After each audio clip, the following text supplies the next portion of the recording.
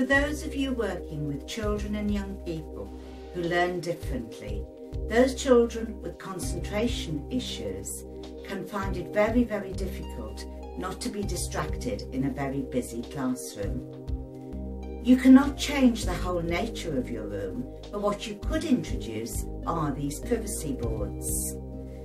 If you have been to a school for children who are on the autistic spectrum, you will know that often they work in distraction-free environments. This can be difficult in a mainstream classroom, but with the use of these boards that can be there for anybody in the class who wants to use them, these can be an answer. As you can see, the board is very simple in design, of just opening it up to make your own little booth area.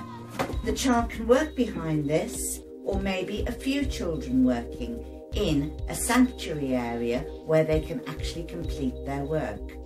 This can be for the most able child in the room, as well as for the child who has a lot of attention difficulties. The child and the adult can have a contract in that the child can show, if by placing the green peg, that they are working independently for their set task at that time. The orange one, yellow one, could mean, just keep a little eye on me, I might need some help. But when the red one is placed there, it means that the child has either finished the task or they need some help immediately. Imran is a pupil who has an IEP. In order that he can achieve the targets on his IEP, he comes to work within the board to allow him to have a distraction-free environment. He does this for 5 to 10 minutes each day, where the board is set up with his name and his photograph on the board. Inside the board, he loves coming to see a photograph of his best friend, his family and his favourite football team. So straight away there's this enthusiasm for coming and working behind the board. On this side of the board are his targets, and his IEP target for this term is to write 3 sentences on his own and to use descriptive words. We've used post-its here so that again the IEP targets can be translated into child speak. The task today is going to be to write 3 sentences about the forest in his story of Sherwood Forest as part of his creative writing project on famous people. Here we've got a story map so he can see his route through the story, and we've highlighted the forest.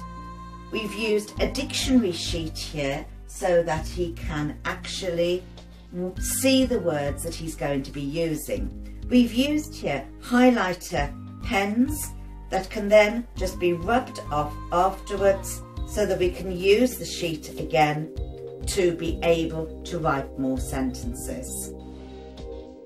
We could be using sheets from the catchphrases pack of excellent phrases for writing, and he could be using here such ones as eerie shadows, silhouette of, horned moon.